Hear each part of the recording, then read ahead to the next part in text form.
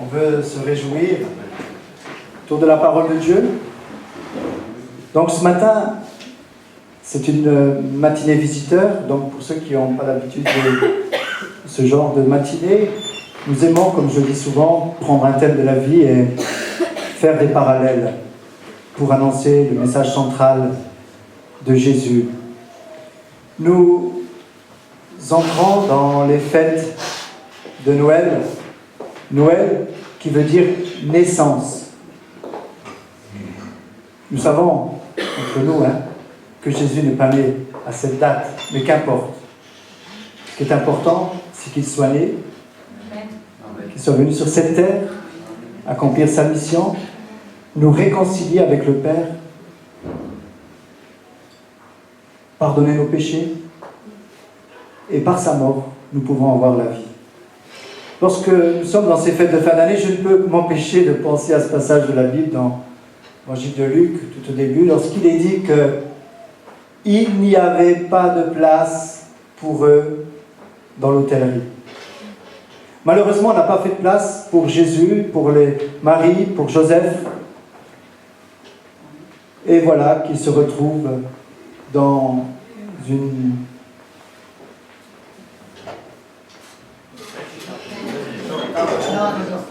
une étable. Ça va, vous suivez? Non, je pense à la mangeoire en fait. Il se retrouve dans la mangeoire, Jésus. Voilà, il quitte la gloire pour se retrouver bien bas. Il va s'identifier à la condition humaine. Ce matin, je vais essayer par la grâce de Dieu de parler que, et c'est le centre du message, que Jésus veut habiter dans nos vies. Jésus veut crècher dans nos vies. Ça se dit, on le disait quand on était jeune, tu crèches où ce soir? Jésus veut venir habiter, veut prendre sa demeure. Et dans cette même idée de crècher, de venir habiter, je me suis dit, nous avons parlé il y a 15 jours d'un sujet qui me tient fortement à cœur sur le tabernacle. Et j'ai essayé de faire autre chose, mais hier matin, j'ai dû revenir sur ce sujet. Et je me suis dit qu'au travers de tous ces objets qu'il y a dans le temple, tous ces symboles, nous pouvons avoir cette idée de Jésus, de ce qu'il est venu faire. En réalité, tous ces symboles que nous allons voir nous parlent de Jésus. C'est un petit peu comme toutes ces rivières qui vont se jeter dans la mer. Les 66 livres de la Bible, c'est cela. Donc tous ces livres convergent vers Jésus. Tous les livres de la Bible. Dans l'Ancien Testament, nous le voyons à travers de l'ombre, à travers d'une figure. Et dans le Nouveau Testament, donc l'Ancien Testament c'est avant la venue de Jésus, et l'Ancien Testament et le Nouveau c'est après la venue de Jésus, donc on parle de notre calendrier 2016, après Jésus-Christ. Et dans le Nouveau Testament, Jésus est clairement annoncé, parle de sa venue, principalement de sa mort. S'il y a 2 évangiles qui parlent de sa naissance, les 4 évangiles nous parlent de sa mort, de sa résurrection, nous parlent de son élévation et de l'envoi du Saint-Esprit d'une façon très claire. Il n'y a plus d'image, je dirais l'ordre des choses à venir est arrivé. Et là, nous pouvons voir de façon claire Jésus-Christ. Alors, ce matin, par la grâce de Dieu, nous voulons voir ce tabernacle. Alors, pour ceux qui n'ont pas l'habitude de ces choses, c'était aussi une occasion de se familiariser, de s'instruire sur ce qu'est le tabernacle. Il me semble important d'apprendre la signification de ce tabernacle. Donc, ce tabernacle, c'était une tente amovible. C'était un lieu de rencontre où Dieu voulait se rencontrer avec le peuple, au travers de Moïse, d'Aaron et de ses fils. Nous voyons le peuple d'Israël dans le désert. Avant de venir dans le désert, donc ils étaient captifs pendant 400 ans chez Pharaon. Dieu envoie un libérateur, Moïse.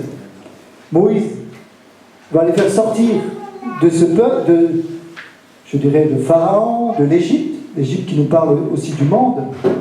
Et ensuite, il va le conduire dans le désert pour lui enseigner ses lois, ses voies, sa personne, sa sainteté et comment s'approcher de lui. Parce qu'il faut savoir qu'en Égypte, il y avait beaucoup de dieux. Et le peuple qui était esclave était là face à tous ces dieux égyptiens. Il côtoyait ces dieux égyptiens. Et il faut savoir que les 10 plaies d'Égypte, ceux qui ont vu le film des 10 commandements, ces 10 plaies d'Égypte, c'est 10 jugements de Dieu sur les dieux égyptiens. Donc nous allons voir ensemble que ce peuple sort du désert, de l'esclavage, se retrouve dans le désert, et là, Dieu va dire à Moïse sur une montagne, voilà, je vais te donner le plan d'un tabernacle, d'une tente. C'est là que je me rencontrerai avec vous. Donc, Moïse va sur le mont du Sinaï. Dieu lui donne, vous connaissez, lui donne les 10 commandements sur ces tables de pierre. Et il va redescendre de la montagne. Et malheureusement, comme il tardait, comme il s'impatientait, le peuple va commencer à se laisser influencer par ceux qui crient un peu plus fort. En disant à Aaron, fais-nous un veau d'or. Aaron, sous la pression, va construire un veau d'or. Et ils vont dire que c'est par ce veau d'or c'est ce veau d'or qui les a délivrés de la main de Pharaon. Vous voyez comment c'est facile tout de suite de se tourner vers les idoles. Et Dieu est en colère sur ce qui se passe. Il est là sur la montagne en train de donner des lois précises à Moïse, par exemple sur la construction du temple, la construction du tabernacle. Au même moment qu'il est sur la montagne en train de donner les ordres à Moïse, au même moment, Aaron va faire un veau d'or. Parallèlement, je pense que c'est important de comprendre cela. Et Dieu est en train de parler pour Aaron qu'il aura des vêtements sacerdotaux, des vêtements spéciaux, des vêtements de prêtre, pour faire le service, parce qu'on ne va pas pouvoir faire le service n'importe comment. Donc voilà un petit peu le résumé de ce tabernacle. Et maintenant, je voudrais rentrer avec vous dans ce tabernacle et faire avec vous ce matin le parcours du tabernacle. On va se mettre dans la peau du sacrificateur, d'Aaron, et essayer de rentrer dans ce tabernacle pour pouvoir toucher l'endroit le plus sacré, la Shekinah de Dieu, la présence de Dieu, la gloire de Dieu, dans le lieu très saint. Et ce qui est important de savoir ce matin, que c'est le désir de Dieu que nous puissions le toucher. Mais Dieu va donner un parcours. Il va dire qu'il y a un ordre de marche pour le rencontrer. On ne peut pas aller directement dans le lieu très saint. On ne pourrait même pas comprendre la gloire de Dieu. Donc Dieu va éduquer le peuple au travers de ce parcours. Ce qui est important de savoir, c'est que la première chose que Dieu va révéler à Moïse sur cette montagne, c'est l'arche de l'alliance. Avant de commencer à donner toute la description de la tente, du tabernacle, il va commencer par la pièce la plus importante, l'arche de l'alliance. Alors, vous êtes prêts? On va démarrer. Alors, on va revenir dans le tabernacle. Alors, ce tabernacle, retenez toujours les symboles dans ce tabernacle qui vont nous parler de Jésus. C'est ce qu'il faut retenir ce matin. On peut remettre le tabernacle.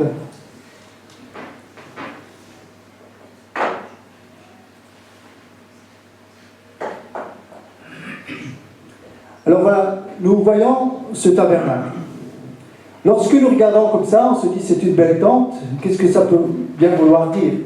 Mais chaque détail nous parle de Jésus. Chaque détail que nous voyons dans le tabernacle nous parle de Jésus. Déjà, nous voyons une première enceinte avec ces rideaux blancs faits en lin retors. Le lin, le coton en retors, fin lin retors, comme c'est écrit, nous parle de la pureté, nous parle de la sainteté. Et ceux qui vont commencer à entrer à l'intérieur, c'est-à-dire dans le parvis, doivent entrer par une première porte, ce premier tapis. Donc déjà là, lorsque nous voulons rentrer dans le parvis, nous devons comprendre que nous avons un choix à faire. Ce choix, pour rencontrer Dieu, c'est de se dire, ok, je vais faire un effort, je vais m'éloigner du monde, je vais m'éloigner de ceux qui ne partagent pas cet avis, et moi j'ai décidé d'avoir un contact avec Dieu. Donc si je veux avoir un contact avec Dieu, je dois m'approcher de là où il se tient. Et là où il se tient, c'est dans ce tabernacle. Mais voilà, cette première porte nous parle. Donc ce premier tapis, il y a 3 portes. Moi je pourrais dire que ces 3 portes nous font penser à le corps, l'âme et l'esprit. C'est aussi une progression pour toucher Dieu, mais je vais revenir là-dessus. Donc cette première porte nous parle de Jésus qui s'est présenté lui-même comme la porte. Jésus va dire, je suis la porte des brebis. Si quelqu'un veut passer, veut entrer, il doit passer par moi. Donc nous voyons ce premier point, le voile. Donc nous entrons déjà dans le parvis. Et lorsque nous rentrons dans le parvis, la première chose sur laquelle nous sommes confrontés, la première chose que nous voyons en face de nous, c'est l'autel des sacrifices. Alors, que veut dire cet autel de sacrifice? Cet autel de sacrifice nous parle du sacrifice de Jésus. On ne pouvait pas, les sacrificateurs ne pouvaient pas s'approcher de Dieu au préalable s'ils ne passaient pas par cet autel des sacrifices. Ils devaient faire un sacrifice d'animaux, d'expiation pour le pardon des péchés. Ils devaient demander le pardon du peuple au travers de ce sacrifice. Et ce sacrifice qu'ils allaient présenter, c'était le début. Donc tous les Israélites, qui avaient ce désir d'apporter un sacrifice, entraient dans ce parvis et apportaient un sacrifice qu'ils donnaient au sacrificateur. Et donc voilà, il y avait ensuite ce sacrifice d'expiation qui nous parle de Jésus qui allait venir pour, comme je disais en introduction, pour nous pardonner de nos péchés, pour nous réconcilier, pour permettre que nous puissions nous approcher de Dieu. Donc la case départ, le point central à comprendre ce matin, c'est qu'il est important de passer par cet autel des sacrifices. Si nous n'avons pas à l'esprit que sans cet autel, nous ne pouvons pas nous approcher de Dieu. Dieu est saint. Et c'est uniquement au travers du sang de cette bête innocente qu'il va pouvoir nous voir. Si nous ne comprenons pas cela, nous sommes déjà, je dirais, dans l'incompréhension de saisir pleinement la présence de Dieu dans nos vies. Important de comprendre ce matin, c'est que cet autel des sacrifices nous parle de Jésus qui a été offert pour nous à Dieu. Donc, dans l'Ancienne Alliance, dans l'Ancien Testament, il y avait ces sacrifices d'animaux qui couvraient le péché du peuple. Donc, pendant tout ce temps, dans ce désert, ces 40 années, il y avait des sacrifices pour couvrir le péché du peuple. Et lorsque Jésus est venu sur cette terre, il s'est offert en sacrifice et il a été le dernier sacrifice. Donc, si les sacrifices dans l'Ancienne Alliance couvraient le péché, le sacrifice de Jésus nous libère, il ôte le péché. Et pour ceux qui vont passer dans les eaux du baptême, Dieu, au travers de votre engagement, je dirais que les serviteurs de Dieu sont comme les sacrificateurs, témoins, vous plongeant dans ce sacrifice, dans la mort de Jésus, dans la résurrection de Jésus, et vous introduit dans ce corps qui est l'Église. Donc, passage obligé, l'autel des sacrifices. Ensuite, nous voyons la cuve des ablutions. La cuve des ablutions était faite d'airain, de bronze. Le bronze, c'est un alliage de cuivre et d'étain. En tout cas, aujourd'hui, c'est du cuivre et de l'étain. À l'époque, je ne sais pas si c'était la même composition, mais il fallait, le point de fusion, c'était entre 900, j'ai fait des petites recherches, entre 900 et 950 degrés, et il fallait pour cela que ça chauffe à peu près 1200 degrés. Et je crois que cette force du feu nous parle aussi du jugement. C'est pour ça que lorsqu'il est parlé dans la parole de Dieu du bronze, de l'airain, il nous est parlé du jugement de Dieu. Donc nous passons par cette cuve des ablutions. Cette cuve des ablutions, je dirais, ce n'est pas un sacrifice. Nous sommes déjà passés par la mort de Jésus. Maintenant, cette cuve, c'est autre chose. Cette cuve, il va falloir y aller avant de rentrer dans le tabernacle. Avant d'offrir le sacrifice, avant d'entrer dans le tabernacle, il faut passer par cette cuve des ablutions. Cette cuve des ablutions nous parle de l'eau de la parole. Cette parole de Dieu, Jésus qui est cette parole, va venir dans nos vies pour nous laver de nos souillures, de nos pensées, de tout ce qui nous fait pécher. Donc cette cuve nous parle, et il y a d'autres passages, je ne vais pas les citer ce matin, qui nous parlent de l'eau, de la parole de Dieu.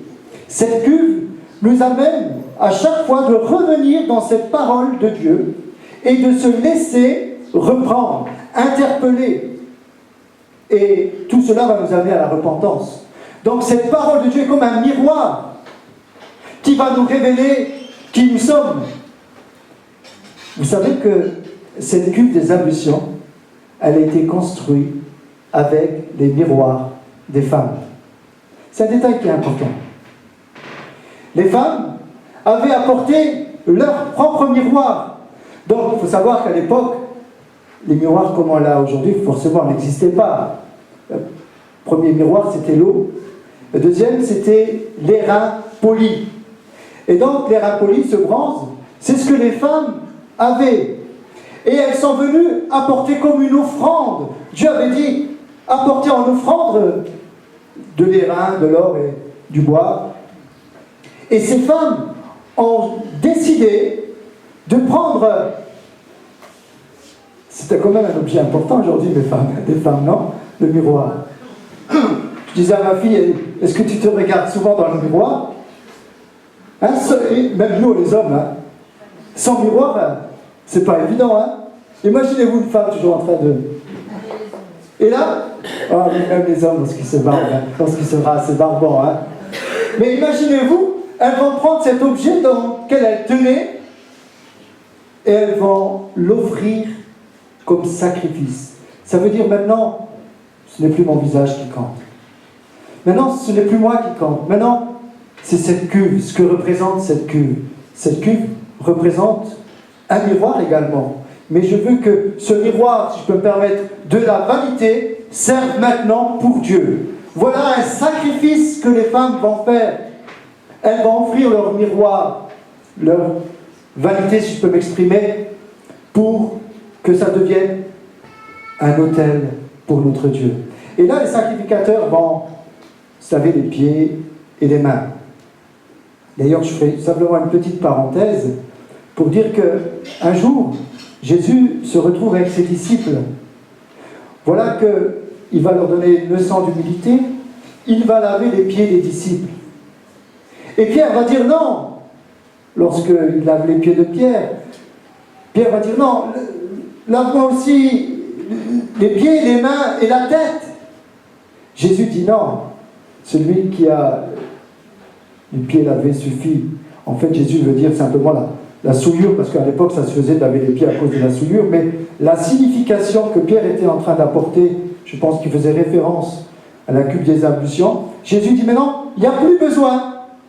Maintenant, il y a la parole qui va vous laver. Si vous m'acceptez, je vais être cette parole qui va vous laver tout le corps, pas seulement les pieds, les mains et la tête.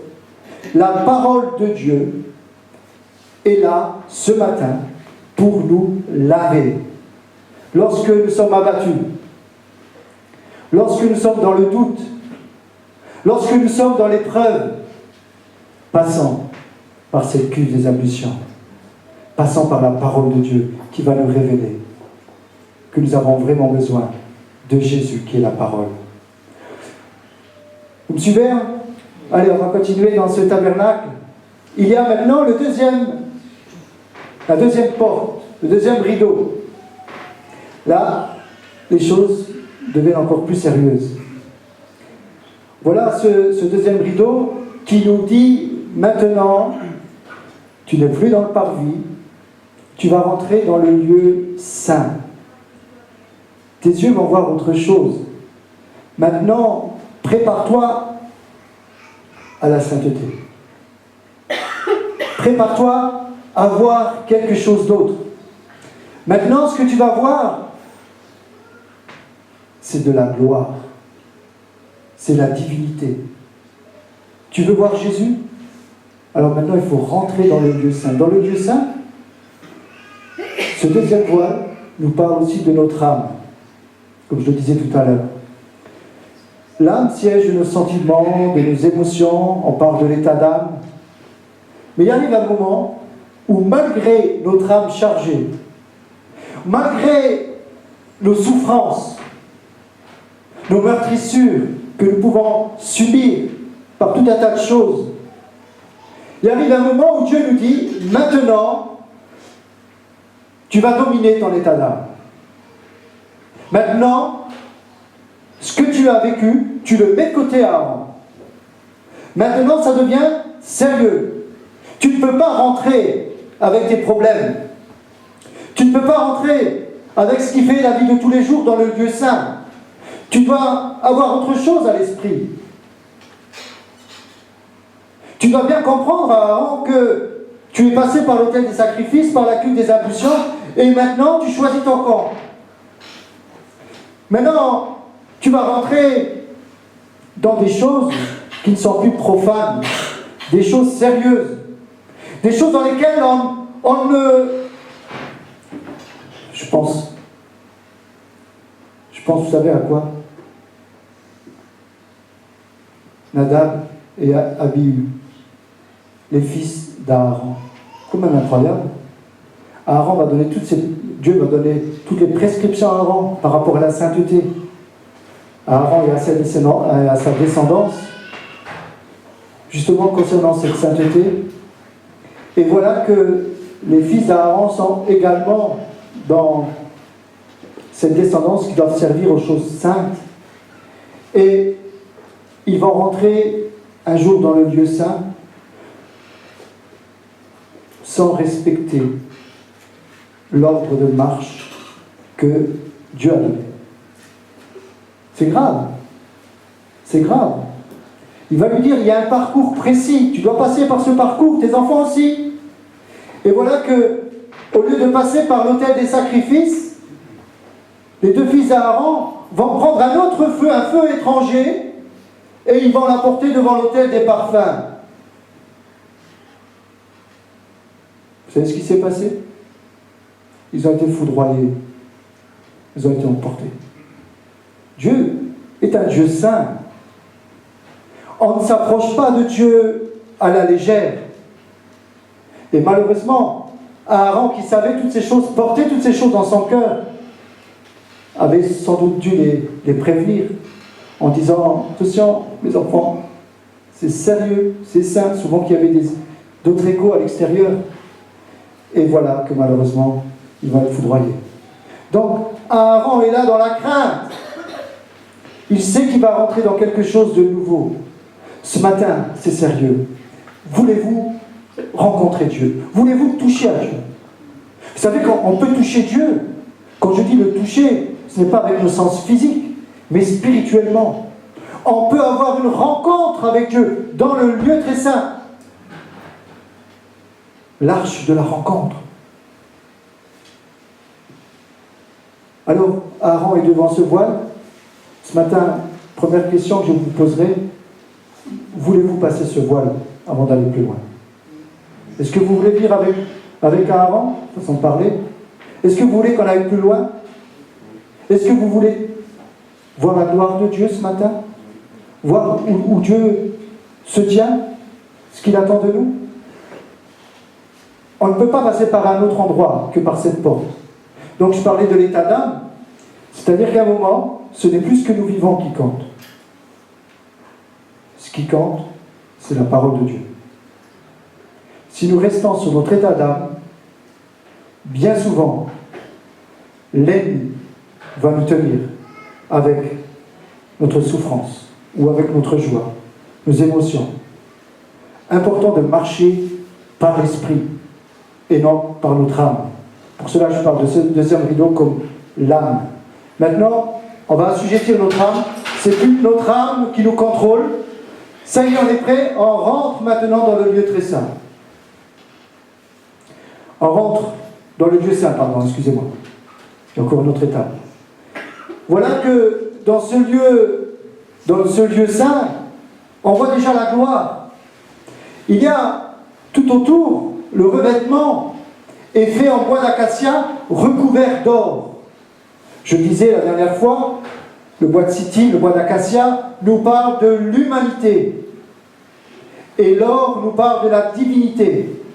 Comme les instruments d'ailleurs, la table des propositions, non, pas la table je crois, l'autel des parfums, pardon, est fait également en bois d'acacia recouvert d'or. Voilà qu'il y a tout autour l'or qui brille à cause de ce chandelier qui se trouve, là je crois que normalement il est à droite, mais bon, à gauche, pardon, oui. J'ai l'image, en réalité je suis dans le tabernacle, je n'ai même plus attention aux photos, je suis tellement dedans. Voilà qu'il y a le chandelier qui éclaire. Il y avait une seule lumière autorisée. Cette lumière, c'était la lumière du chandelier à 7 branches. Il brûlait jour et nuit. Il n'y avait qu'une seule lumière autorisée. Cette lumière nous parle de Jésus qui est la lumière du monde. Jésus qui nous éclaire. Et en face de ce chandelier, nous voyons la table des pains de présentation. Il y avait cette table avec 12 pains, signifiant les 12 tribus d'Israël. Et ce pain, ils étaient, je dirais, il y avait un peu d'encens dessus, il y avait une certaine odeur dessus. Et chaque sabbat, les sacrificateurs le prenaient pour les manger. Et donc ce pain que nous voyons, donc qui est éclairé par le chandelier, nous parle que Jésus est le pain de vie. Que Jésus est ce pain que nous rappelons chaque dimanche qui s'est donné pour nous.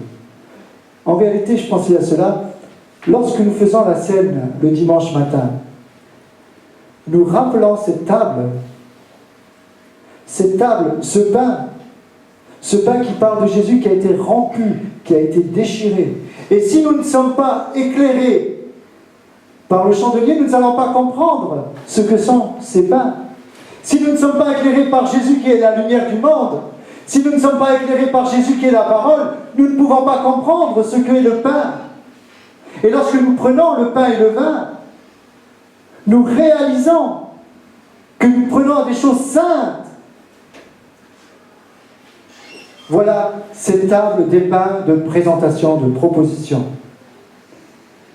On passe près du chandelier, le chandelier nous éclaire dans ce lieu saint, il veut éclairer notre âme, il veut éclairer nos vies, et il nous amène juste devant le voile à cet autel des parfums. Cet autel des parfums. Là, sur cet autel des parfums nous parle que Jésus est notre intercesseur. Cet autel des parfums nous parle de l'adoration, de la louange. On faisait brûler sur cet autel du parfum odoriférant, selon l'art du parfumeur. C'était un parfum spécial, interdit de le reproduire. Et le sacrificateur venait et il répandait ce parfum tous les jours sur cet autel. Et une fois par an, sur ces 4 cordes de l'autel, il prenait le sang qu'il avait pris, d'ailleurs le sang et puis les charbons qui vont faire consommer l'encens, étaient pris sur l'autel des sacrifices. Donc ce n'était pas un feu étranger. Donc là on ressort du tabernacle, on va prendre maintenant ce que représente le sacrifice de Jésus au travers de cet autel, et cette cendre va servir à faire brûler cette graisse d'animal qui vient le parfum. Et une fois par an, sur ces 4 cornes qui nous parlent de la puissance, était présenté le sang du sacrifice. Et c'est là que le parfum montait, un parfum de bonne odeur auprès de Dieu. Et lorsque nous prions, lorsque nous adorons, lorsque nous louons Dieu, nous sommes à l'image de ce sacrificateur qui se tient devant cet autel, et cette prière monte devant Dieu comme un parfum de bonne odeur. Lorsque nous louons, les anges viennent chercher cette louange et la portent au trône de Dieu comme un parfum de bonne odeur. Important de comprendre que cette louange, cette adoration, ces prières sont alimentées par un parcours. On ne va pas commencer à venir sur cet autel et mettre de l'encens, comme ça, si on n'est pas passé par la case départ. Pourquoi je dis cela ce matin? Tous ces symboles nous parlent de Jésus. Et si nous ne comprenons pas l'importance de chaque symbole, nous allons passer à côté d'une réalité spirituelle. Dieu veut nous rencontrer. Voilà que maintenant, nous sommes devant le voile. Ce voile, on imagine que c'est ce voile qui sépare le lieu saint du lieu très saint, et juste au milieu, donc juste derrière, il y a l'arche de l'Alliance. Et juste devant, donc, il y a l'autel des parfums. Mais voilà qu'il y a un voile qui sépare. C'est la 3e porte. Maintenant, important de comprendre que là, pour pénétrer, donc ce sacrificateur devait une fois par an seulement. Et lorsqu'il venait dans ce lieu très saint, il venait d'abord pour le pardon de ses péchés à lui, et ensuite pour le pardon du peuple. Et il mettait entre les deux, sur le propitiatoire, c'est-à-dire sur le couvercle, le sang du sacrifice. Entre les deux chérubins, les 2 anges protecteurs, il déversait du sang pour le pardon du peuple. Jésus, lui, est venu présenter son sang auprès du Père, il dit dans Hébreu. Mais il n'est pas venu présenter, c'est la différence avec Aaron, il n'est pas venu apporter le pardon de ses péchés à lui, parce qu'il n'en avait pas, il était sans péché. Il est venu apporter le pardon du peuple. Jésus a été, je dirais, pour aller plus loin avec ce voile, a été un moment coupé, brisé. Je m'explique. Lorsque Jésus était sur la croix et qu'il rendit l'esprit, la Bible nous dit, au même moment, c'est le verset qui suit, au moment où Jésus rendit l'esprit, le voile du temple se déchira du haut jusqu'en bas. Là, nous sommes dans le tabernacle, mais ensuite, après le tabernacle, il y a eu le temple de Jérusalem avec les mêmes symboles. Et au moment où Jésus va rendre l'esprit, le voile du temple va se déchirer du haut. C'est une œuvre divine. C'est Dieu lui-même qui va inaugurer un nouveau chemin. Cela veut dire que c'est possible maintenant de pouvoir pénétrer dans le lieu très saint. Il n'y a plus besoin de tous ces symboles, de passer, par tout ce rituel. Bien sûr, nous gardons à l'esprit les symboles. Lorsque Jésus va mourir sur la croix, il va dire « Tout est accompli ». Cela veut dire que maintenant, il y a un chemin qui nous est ouvert. Si nous voulons nous approcher de Dieu avec respect, en passant par la parole de Dieu, par les eaux du baptême, Les eaux du baptême qui nous parlent de notre ancienne vie, de ce sacrifice. Notre vie, nous voulons qu'elle meure dans cette eau et qu'elle renaisse une nouvelle vie. Marcher avec Jésus-Christ, c'est ça le baptême. On devient une nouvelle création, une nouvelle créature. Les choses anciennes sont passées. Les choses anciennes vont jusqu'au plus profond des mers, dit la Bible. Les choses anciennes sont passées. Maintenant, on devient de nouvelles choses. On devient une nouvelle création. De nouvelles choses viennent dans notre cœur. Et vous allez voir, malheureusement, s'il y a eu 40 ans pour essayer de faire sortir du peuple d'Israël le souvenir d'Égypte, ça a été difficile. Ils sont peut-être tout de suite sortis d'Égypte, mais le souvenir, l'idée de l'Égypte les a rattrapés bien souvent. Bien souvent, ça ne leur a pas suffi de voir la gloire de Dieu, de voir que Dieu nous nourrissait au travers de la main dans ce désert. Ce peuple qui était conduit le jour par une colonne de feu, de nuée, pardon, et la nuit par une colonne de feu. Ce peuple qui a vu la mer Rouge s'ouvrir. Ce peuple qui a vu la gloire. À un moment, on va commencer à murmurer.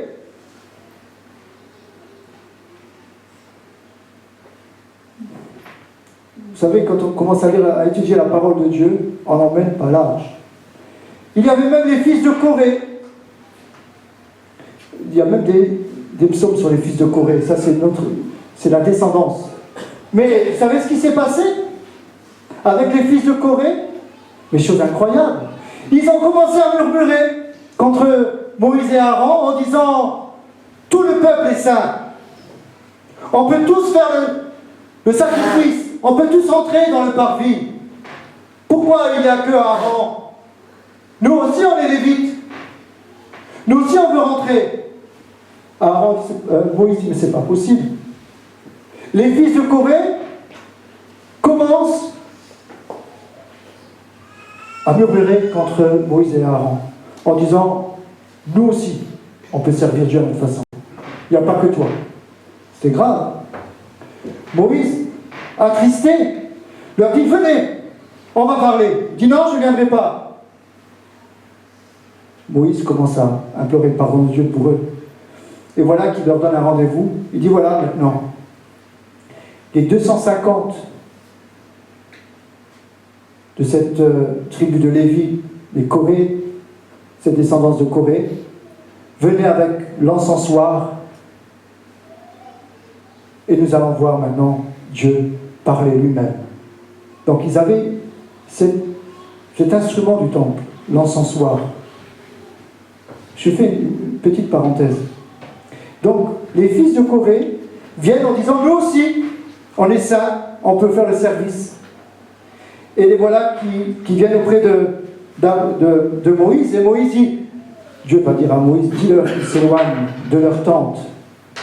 Et voilà que tout autour, on va s'éloigner des fils de Corée. Il y avait aussi, le nom m'échappe, Dathan. Il y avait Dathan avec des principaux du peuple. Donc c'était pas les simples du peuple. Dathan va prendre les principaux du peuple en leur disant, on va faire un coup d'État. Ce n'est pas juste, ce n'est pas normal qu'il n'y a que Moïse et Aaron. Nous aussi. On ne réalise pas la sainteté, on ne réalise pas la gloire de Dieu. Et voilà qu'ils vont s'éloigner. Vous savez ce qui s'est passé? La terre s'est ouverte, elle les a engloutis. La terre s'est ouverte, elle les a engloutis, le jugement de Dieu. Mais voilà que Dieu va dire, récupère ces encensoirs, ces instruments, les 250. Et vous savez à quoi ils ont servi, ces encensoirs? En airain. Ils ont été martelés et ils ont été ajoutés à cette cuve des ablutions. C'est la cuve des ablutions ou l'autel des sacrifices? Je crois que c'est la cuve des ablutions, oui. Donc, ces 250 encensoirs ont été martelés et ils ont été en souvenir de la rébellion du peuple. Et lorsqu'il s'approchait de cette cuve des ablutions, il savait très bien ce que cela représentait. Le jugement de Dieu. Encore un petit épisode avant d'entrer dans le lieu très saint. On parle de rébellion. Voilà qu'il y a un autre épisode dans le désert. Le peuple va continuer à murmurer et une plaie va commencer à s'abattre. Une plaie va s'abattre. Les serpents brûlants. Voilà qu'il y a une épidémie de serpents brûlants et tous ceux qui étaient contre commencent à être brûlés. Le peuple commence à avoir peur. Il crie à Moïse en disant « Moïse, Moïse, arrête ce fléau !» Moïse va dire « Maintenant, vous allez faire un serpent d'airain. » Encore une fois, on retrouve l'airain, le bronze, qui nous parle du jugement. Voilà, vous avez compris. Prenez ce serpent d'airain. Vous allez faire une perche, et dessus ce serpent d'airain, et tous ceux qui regarderont à ce serpent d'airain conserveront la vie. Incroyable. Et ce passage-là, nous avons les détails dans Jean 3, au verset 11. Lorsqu'un chef religieux, Nicodème, vient auprès de Jésus, un homme de bonne volonté, il lui dit « Mais comment aller au ciel ?» Lui qui était dans la Torah, qui était dans l'Ancienne Alliance, lui qui connaissait les Écritures. Jésus va expliquer à Nicodème ce que Nicodème enseignait, ce que Nicodème connaissait bien, cet épisode du serpent d'airain dans le désert. Et Jésus va dire à Nicodème, comme cette verge, comme ce serpent d'airain a été dressé dans le désert, il faut de même que le Fils de l'homme soit élevé sur la terre. Jésus est en train de parler à Nicodème de cet épisode du désert, encore une fois symbolique, qui nous parle que Jésus allait être jugé pour le peuple, pour le pardon. Et tous ceux qui regardaient dans ce désert, à cette verge, à ce serpent d'airain, conservaient la vie. Jésus est en train de parler qu'un jour il allait mourir sur la croix et que tous ceux qui regarderaient à lui, tous ceux qui l'accepteraient, qui accepteraient de dire c'est vrai, j'ai manqué, j'ai péché, j'ai murmuré, j'ai pas pris au sérieux les choses comme je devais les prendre, je te demande pardon. Tous ceux qui ont compris cela pouvaient regarder à ce serpent d'airain de la même manière nous pouvons regarder à Jésus. Et Jésus nous accorde immédiatement son pardon, son salut. D'ailleurs, à sa gauche, à sa droite, il y avait deux brigands sur la croix. Il y en a un qui s'est repenti. Jésus va lui dire, aujourd'hui même, tu seras avec moi dans le paradis. Lui demander pardon, réellement. Et lorsque nous nous demandons pardon, que nous nous tournons vers Jésus, à ce moment-là, nous avons le pardon assuré. Mais c'est là que ça commence ensuite. Il y a toutes ces étapes. Donc voilà, encore ce symbole du désert avec ce serpent d'airain qui nous parle de Jésus qui devait mourir. Et maintenant, on va plus loin, on va rentrer dans le lieu très saint. Dans le lieu très saint, aïe aïe aïe, c'est la gloire. Là, on peut être foudroyé en un instant. Attention, hein, on ne joue pas avec Dieu. Ceux qui critiquent les serviteurs de Dieu, ceux qui nous font du mal, ceux qui mettent à mort les serviteurs de Dieu dans certains pays, ils touchent à la prunelle des yeux de Dieu. C'est important quand on entend tout ce qui se passe, toute la persécution sur les serviteurs de Dieu. Attention à ces gens-là. Vous pouvez suivre les informations bien souvent. On a souvent entendu des témoignages que ceux qui persécutaient de cette façon-là, c'était Dieu lui-même qui s'en chargeait. Et là, voilà que maintenant, nous rentrons dans le Saint des Saints. Le lieu où la gloire de Dieu descend. Une fois par an, entre les deux chérubins, il y a ce qu'on appelle la Shekinah. La gloire de Dieu. Est-ce qu'on réalise la gloire de Dieu? la présence manifeste de Dieu entre les deux chérubins, lorsque le sacrificateur va mettre un peu de sang sur ce couvercle, comme je le disais, pour le pardon des péchés.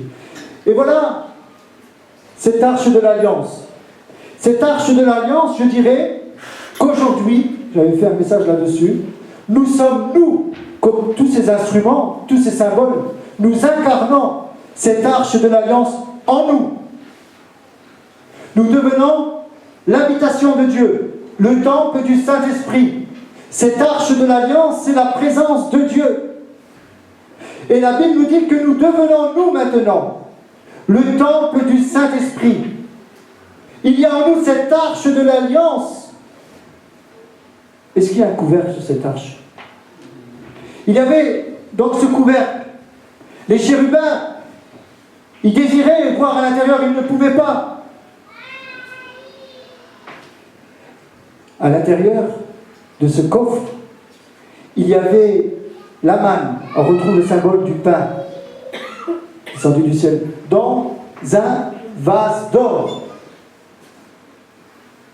Dans un vase d'or, il y avait le pain. Ça nous parle la divinité qui s'est incarnée encore une fois par de Jésus. Il y avait ce souvenir donc de la manne. Il y avait également la verge d'Aaron qui avait fleuri. Ça, c'était juste avant le jugement de Dieu sur les fils de Corée. Lorsque Dieu va dire qu'on prenne chacun une verge par tribu, et c'est la verge d'Aaron qui va refleurir. Et cette floraison de cette verge, un bois mort au départ, nous parle de la résurrection de Jésus, qui a été mort et qui est ressuscité. Donc cette verge qui est dans ce coffre nous parle de Jésus ressuscité, cette résurrection. Il y a également les deux tables de la loi qui sont dans ce coffre. La parole faite chair. Ces tables nous parlent de la parole de Dieu. Jésus qui s'est fait parole. La parole a habité parmi nous. Cela nous est dit dans Jean. La parole est venue habiter parmi nous. Et je le disais la dernière fois, habiter veut dire en grec tabernacler. La parole de Dieu est venue tabernacler en nous. Jésus veut venir tabernacler en nous. Il s'est tabernaclé, Jésus. Il est devenu cette parole faite chair qui va mourir et qui va ressusciter. Voilà ce qu'il y a dans ce coffre, tous ces symboles de Jésus. Mais aujourd'hui, il n'y a plus besoin de cette arche de l'Alliance. Nous gardons en souvenir l'ombre des choses à venir. Donc, nous gardons en souvenir l'enseignement de toutes ces choses. Mais nous avons besoin de comprendre ce matin. Dieu nous attend devant cette arche. Même plus que ça. Il veut que cette arche rentre en nous. Je fais marcher votre imagination, mais c'est une réalité spirituelle. Humainement, on ne peut pas comprendre ces choses. Mais nous devenons cette arche de l'Alliance. Et la présence de Dieu veut se manifester en nous par le Saint-Esprit. Nous sommes cette arche de l'Alliance. Dans nos vies, il y a ce souvenir de la sainteté, de la gloire de Dieu.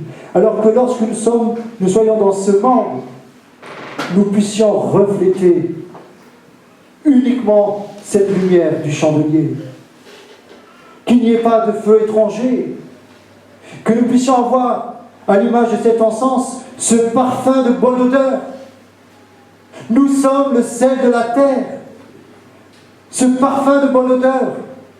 Et Dieu, au travers de tous ces symboles, veut nous dire ce matin, vous pouvez incarner tous ces symboles.